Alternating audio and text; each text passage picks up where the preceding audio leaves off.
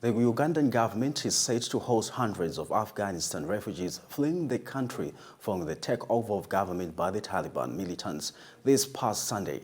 Minister of State for Relief, Disaster, Preparedness and Refugees Davinia Anyakun said that the U.S. government put in the request for Uganda to receive and play host to about 2,000 refugees from Afghanistan. The request came straight from the White House in Washington, D.C. We are now joined by our S24 reporter Isabel Nakiria, live in Kampala. Good evening. Good evening, and thank you so much. All right, great. There's some information and very interesting development from Kampala today, where the conversation between the President of Uganda and the United States on hosting Afghan refugees. Can you give us a detailed information and opinion regarding this matter? Thank you.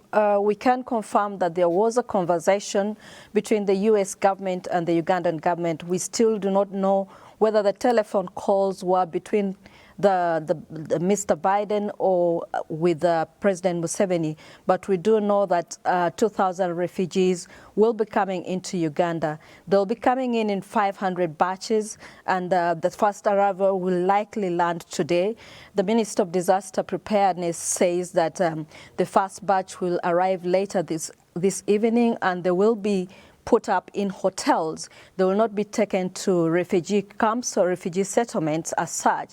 And we also understand that these are not ordinary refugees.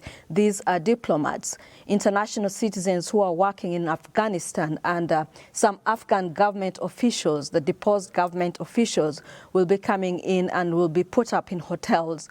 We also know that some of them, all of them will undergo COVID tests before particulars of them will be taken to decide where they will be staying. Now, Isabel, looking at the number of refugees, it's about 2,000 refugees. Hosting refugees is a very expensive venture. Is the U.S. footing the bill? We've been told that the U.S. government will fund their stay in Uganda. It's going to be a temporary stay of about 3 months, we are told.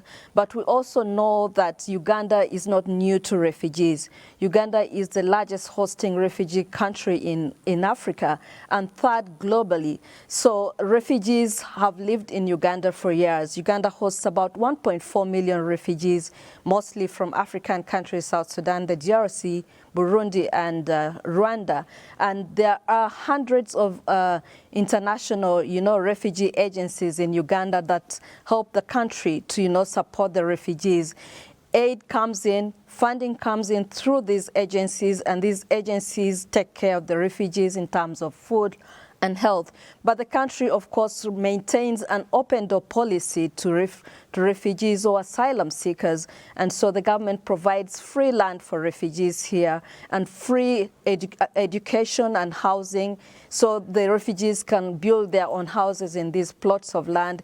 And so with support of international agencies, aid agencies, and refugee-led organizations here, Uganda is able to, support the refugees. But of course, Uganda is very strained in terms of resources in supporting refugees. But with support of these agencies, it's able to.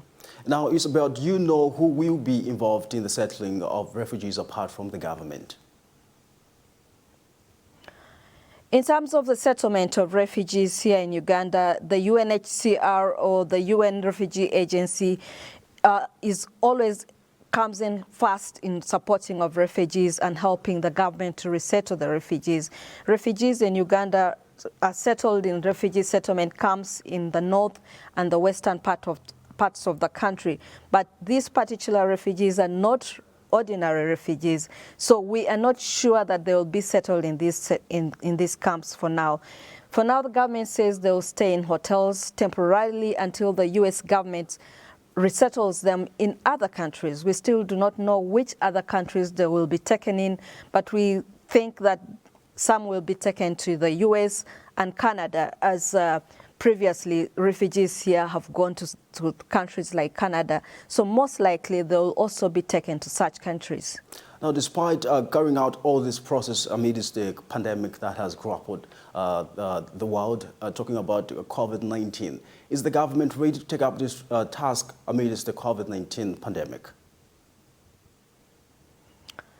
Uganda, as I said, has maintained an open door policy to refugees, but in the recent 2 years, beginning last year, it has been closed to refugees because of the pandemic.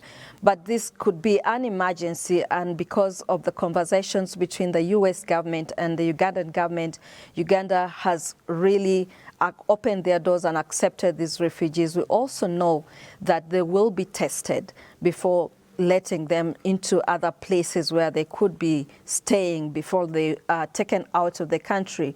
But also, you know, Uganda has also tried to make sure that refugees in the country live a friendly lifestyle with other citizens of the country, sharing resources, sharing schools, sharing other resources like health. And so, you know, it may not be such a bad idea for the country to host refugees during such a time, because the US and Uganda have maintained a good relationship in the past in terms of trade, in terms of help, in terms of security. The US has supported Uganda to a tune of about $970 million dollars. And so with such recent developments, most likely more funding will be coming into the country. All right, anything else that you'd like to add before I let you go?